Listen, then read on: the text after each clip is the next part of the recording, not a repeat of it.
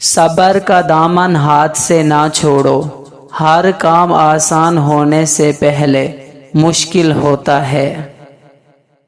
زندگی نے ایک بات تو سکھا دی کہ ہم کسی کے لیے ہمیشہ خاص نہیں رہ سکتے۔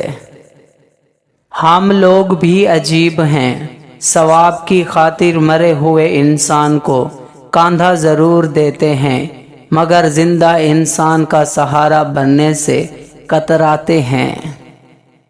خدا انہیں بھی آباد رکھے جو ہمیں برباد کر کے خوش ہیں۔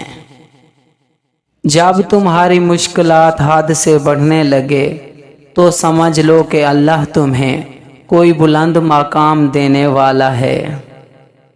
کسی انسان کا مکمل خاموش ہو جانا چیخ کر رونے کے برابر ہوتا ہے۔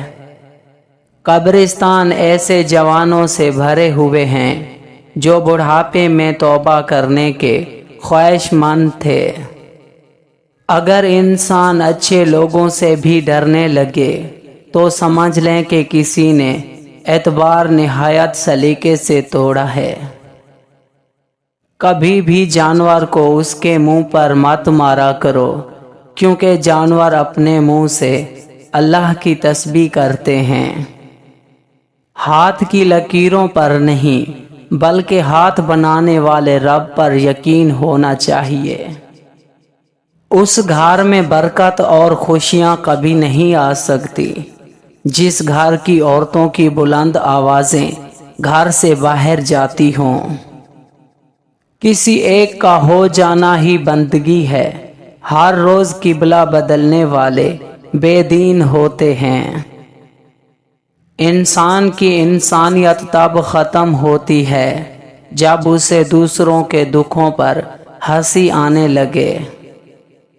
جس کا دل سخت ہو وہ مساکین کے سر پر ہاتھ پھیرا کرے۔ اپنے نقصان سے ہرگز غم زدہ نہ ہوا کریں، کیونکہ اللہ آپ سے اس وقت تک کچھ واپس نہیں لیتا جب تک اس سے بہتر آپ کو عطا نہ کرے۔ اگر تمہاری آنکھیں خوبصورت ہیں تو تم دنیا سے محبت کرو گے، لیکن اگر تمہاری زبان خوبصورت ہے تو دنیا تم سے محبت کرے گی۔ جس گھر میں کھجور ہوگی اس گھر میں کبھی کوئی بھوکا نہیں سوئے گا۔ اللہ جب کسی کو اپنی طرف بلانا چاہتا ہے تو اسے کسی کے ہاتھوں ضرور توڑتا ہے تاکہ اسے احساس ہو جائے کہ اللہ کی محبت کے علاوہ سب محبتیں فنا ہیں۔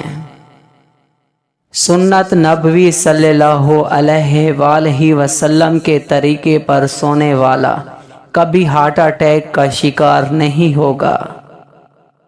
زندگی واحد پودا ہے جس کا زمین بیج کے اوپر اور پھل زمین کے نیچے ملتا ہے۔ دو خواتین کے درمیان چلنے یا بیٹھنے سے طبیعت میں بگاڑ پیدا ہوتا ہے۔ مومن کے لیے ہر وہ دن عید کا ہے جس دن وہ کوئی گناہ نہ کرے۔ جو چیز یقین کامل کے ساتھ اللہ کے سپرد کر دی جائے وہ کبھی چوری نہیں ہوتی۔ جو شخص نہار منہ 7 عدد کھجور کھائے گا اس پر کوئی جادو اثر نہیں کرے گا۔ سورج کی کرنیں زمین پر پڑنے سے پہلے نیند سے اٹھ جایا کرو، کیونکہ اس وقت رزق تقسیم کیا جا رہا ہوتا ہے۔ ہر مہینے کے پہلے 3 دن شہد کھانا بڑی تکلیف سے محفوظ رکھتا ہے۔ جو اللہ پاک کے دیے ہوئے رزق کو کافی سمجھے وہ زندگی میں کبھی کسی کا محتاج نہیں ہوتا۔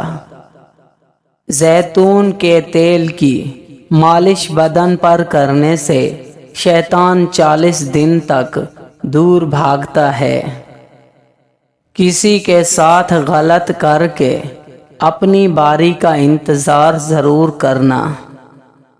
جنت میں ایک نہر ہے جس کا نام کوثر ہے، جو شخص اس کی آواز سننا چاہے وہ اپنے دونوں کانوں میں انگلیاں ڈال کر سن لے۔ یہ حضرت عائشہ صدیقہ کی روایت ہے۔ بانٹنے سے خوشیاں اس طرح بڑھتی ہیں جس طرح زمین میں بویا ہوا بیج پوری فصل بن جاتا ہے۔ جمعہ کے دن ناخن کاٹنے سے بیماریوں سے شفا ملتی ہے۔ دوسروں کے ساتھ نیک سلوک وہ کرتے ہیں جو خود بھی مشکل وقت گزار چکے ہوں۔ دسترخوان سے گرے ہوئے ٹکڑے اٹھا کر کھانے والا کبھی جنون اور جذام کی بیماری میں مبتلا نہ ہوگا۔ میں نے غلطی کی، اس پاک رب نے پردہ ڈالا، میں نے سجدہ کیا، اس پاک رب نے تھام لیا۔ ہر جمعہ کو صدقہ دینے سے والدین عذاب قبر سے محفوظ رہتے ہیں۔ ہر شخص سچا دوست تلاش کرتا ہے مگر خود سچا دوست بننے کی کوشش کوئی نہیں کرتا۔ ایک انار کھانے سے دل 40 دن تک منور رہتا ہے۔ منافقت کی ہمدردی دشمن کی تلوار سے زیادہ خطرناک ہے۔ باوضو رہنے سے رزق اور عمر میں اضافہ ہوتا ہے۔ اکیلے رہنا، اکیلے لڑنا، اکیلے جینا سیکھو، دنیا کسی کی نہیں ہے۔